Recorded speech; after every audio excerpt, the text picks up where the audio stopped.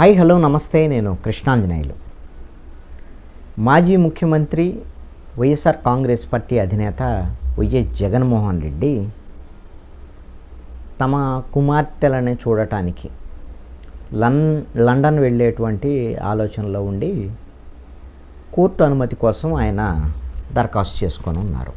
ఎందుకంటే ఆయన CBI ED కేసులకు సంబంధించినటువంటి కేసుల్లో దాదాపుగా 20 కేసులు ఉన్నాయి. A1 నిందితుడిగా ఉన్నారు. ఆయన మరి కండిషన్ బెయిల్ మీద ఉన్నారు కాబట్టి ఆయన ఇతర దేశాలకు వెళ్ళాలంటే కోర్టు అనుమతి తీసుకోవాలి తప్పనిసరిగా. అందుకనే కోర్టు అనుమతి కోరుతూ సిబిఐ కోర్టుకు ఆయన అప్లికేషన్ పెట్టుకున్నారు. అదేవిధంగా ఈ కేసుల్లో A2గా ఉన్నటువంటి విజయసాయిరెడ్డి రాజ్యసభ సభ్యులు, వైఎస్ఆర్ కాంగ్రెస్ పార్టీ ఎంపీ, ఈయన కూడా యూరోప్ టూర్కి వెళ్ళటానికి ఒక 2 నెలల పాటు యూరోప్ టూర్కి వెళ్ళటానికి ఆయన కూడా సిబిఐ కోర్టులో దరఖాస్తు చేసుకొని ఉన్నారు.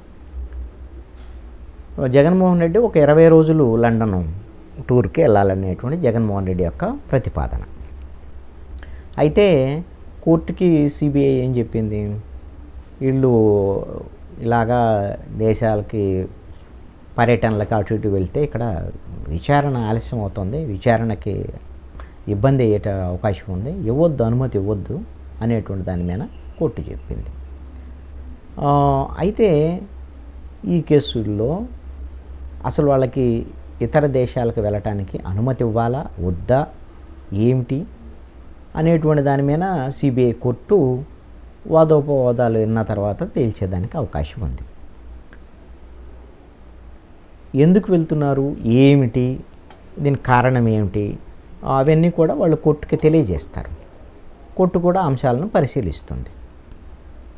వాళ్ళు గతంలో కూడా ఇతర దేశాలకు వెళ్ళి వచ్చారు కోర్టు అనుమతితో. ఎన్నికలకు ముందు ఒకసారి, ఎన్నికలు అయిపోయిన వెంటనే కూడా జగన్మోహన్ రెడ్డి ఇతర దేశాలకు వచ్చారు. ఇతర దేశాలు లండన్ వెళ్ళారు, లండన్ కొన్ని దేశాలకు కూడా వెళ్ళి వచ్చినట్టున్నారు.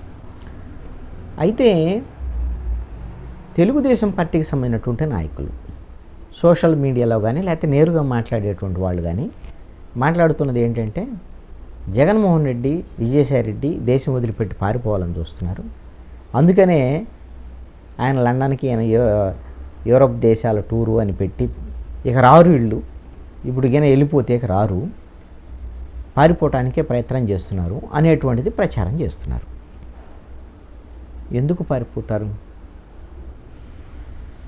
ఆల్రెడీ జగన్మోహన్ రెడ్డి మీద ఒక డజన్ సిబిఐ కేసులు, ఒక 1/2 డజన్ పైకి ఈడీ కేసులు, ఒక 20 కేసులు గట్టిగా విచారణ జరుగుతున్నాయి. ఇప్పుడు ఎప్పటి నుంచో జరుగుతున్నటువంటి. మరి ఆ విచారణ జరిగేటువంటి క్రమంలో గతంలో కూడా కోర్టు అనుమతితో ఇతర దేశాలకు వెళ్ళొచ్చారుగా, వీళ్ళిద్దరు వెళ్ళొచ్చారుగా, అప్పుడు పోయి అంతే ఉండిపోయారు. ఎన్నికలు అయిపోయిన వెంటనే జగన్మోహన్ రెడ్డి నేను లండన్ వెళ్ళాలని అప్పుడు ఆయన అప్లికేషన్ పెట్టినాడు. అప్పుడు కూడా ఇదే ప్రచారం చేశారు. అప్పటికి ఇంకా ఫలితాలు కూడా రాలే. ఇంకేముంది, వైఎస్ఆర్ కాంగ్రెస్ పార్టీ ఓడిపోతామని ఆల్రెడీ జగన్మోహన్ రెడ్డికి తెలిసింది, అందుకనే లండన్ పారిపోతున్నాడు, ఇక రాను కూడా రాడు అనేటువంటి ప్రచారం తెలుగుదేశం వాళ్ళు, రాజకీయ ప్రత్యర్థులుగా ఉండేటువంటి వాళ్ళు చేశారు.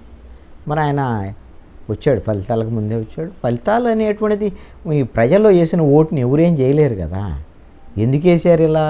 నిజంగా ఓట్లలో జనమే మమ్మల్ని వ్యతిరేకించారా, లేకపోతే ఈవీఎంలో తప్పు ఉందా, లేకపోతే అక్రమాలు జరిగాయి, ఇవన్నీ అంశాలు ఏవైనా వాళ్ళు అంటే అనొచ్చేమో. కానీ ఇక ఫలితాలు వచ్చిన తర్వాత దాన్ని ఆయన ప్రతిపక్షమా లేకపోతే ఎమ్మెల్యేగా ఉండటమా, అదేవిధంగా విజయసాయిరెడ్డి ఎంపీ, ఆయన రాజ్యసభ అనుకోండి, ఇవి ఉండటం అనేది ఇది అనివార్యం. 5 ఏళ్ళు కళ్ళు మూసుకుంటే అయిపోతాయని జగన్మోహన్ రెడ్డి చెప్తున్నాడు. కళ్ళు మూసుకుంటే అయిపోవనుకోండి, 5 ఏళ్ల పాటు అనేకమైనటువంటి సమస్యలు ఉంటాయి.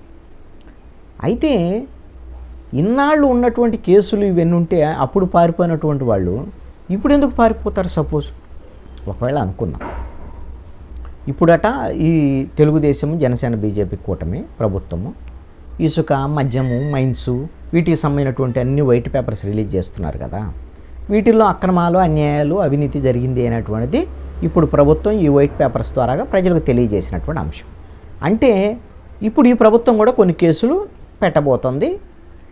అటు జగన్మోహన్ రెడ్డి మీద, పెద్దిరెడ్డి రామచంద్రారెడ్డి మీద, విజయసాయిరెడ్డి, సుబ్బారెడ్డి, సజ్జల రామకృష్ణారెడ్డి వీళ్ళందరి మీద కేసులు పెడితే పెట్టవచ్చు ఆల్రెడీ. ఇప్పుడు కొంతమంది ఆల్రెడీ ఆ కేసులు పెట్టేటువంటి క్రమం మొదలైంది, అరెస్టుల క్రమం కూడా మొదలైంది. అయితే ఇప్పుడు కేసులు పెడతారని భయపడి పారిపోతారా? కేసులు పెడితే ఫేస్ చేయొచ్చు కదా, ఫేస్ చేస్తారు. నేను జగన్మోహన్ రెడ్డి కేసులు అంటే తెలియనటువంటి వాడా, లేకపోతే జగన్మోహన్ రెడ్డికి జైలు అంటే తెలియదా? కేసులు పెట్టారు జగన్మోహన్ రెడ్డి మీద కాంగ్రెస్ పార్టీని వ్యతిరేకించినటువంటి క్రమంలో. అప్పుడు కాంగ్రెస్ అధికారంలో ఉంది కేంద్రంలో, ఆంధ్రప్రదేశ్లో కూడా కాంగ్రెస్ అధికారంలో ఉంది రాష్ట్ర విభజనకు ముందు. అప్పుడే జగన్మోహన్ రెడ్డి మీద కేసులు పెట్టింది. ఎందుకు? తన తండ్రి మరణం తర్వాత ఓదార్పు యాత్రకి వెళ్ళటానికి అంగీకరించకపోవటం, కాంగ్రెస్ పార్టీని వ్యతిరేకించటం అనేటువంటి దాని మీద నా మీద కక్ష కట్టి కేసులు పెట్టింది కాంగ్రెస్ పార్టీ. దానికి తెలుగుదేశం వాళ్ళు కూడా వత్తాసు పలికారు, వీళ్ళందరూ కలిసి కుమ్మక్కై నా మీద కేసులు పెట్టారని జగన్మోహన్ రెడ్డి చెప్తూ ఉంటాడు. సరే, ఆయన మీద ఉన్నటువంటి కేసులు అవన్నీ ఎప్పుడు ప్రూవ్ అవుతాయి ఏంటంటే, అప్పటి నుంచి అంటే 2012 నుంచి మొదలు పెడితే 24 12 ఏళ్ల పాటు కేసులు నడుస్తూనే ఉన్నాయి. ఆ కేసులు ఫేస్ చేస్తూనే ఉన్నాడు. మరి ఇప్పుడు ఏదో కొత్తగా వీళ్ళు తెలుగుదేశం, జనసేన, బీజేపీ కూడా ఇప్పుడు ఏదో కొత్త కేసులు పెడతానంటే ఈ కేసులకు భయపడి దేశం వదిలిపెట్టి పారిపోతాడా? దేశం వదిలిపెట్టి పారిపోయాను దాక్కుంటే ఒకవేళ అక్కడ ఉంటే వదిలిపెడతారా? ఏమన్నా కేసులు ఉంటే ఎక్కడ ఏమన్నా ఇతర దేశాలు తీసుకురారా ఏంటి? తీసుకొస్తారు కదా.